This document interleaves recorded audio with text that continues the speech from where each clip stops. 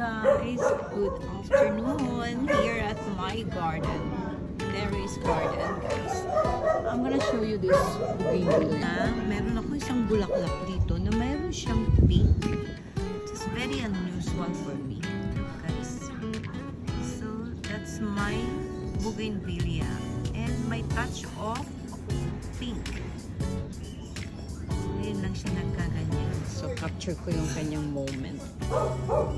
And let's see. Look.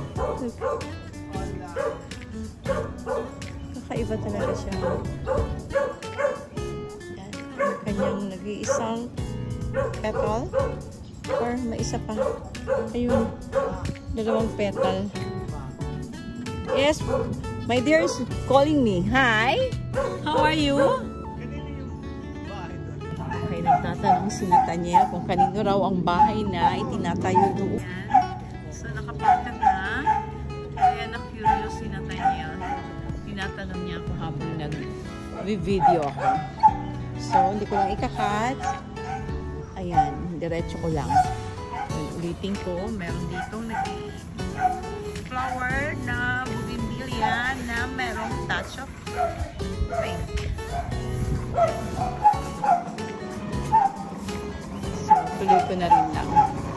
Capturing the moment here at my terrace. So, guys, oh, maganda ng mga flowers. See? It's my bougainvillea collection.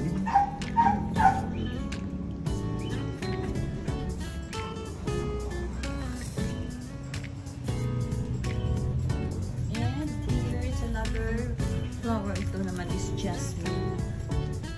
Jasmine white flower.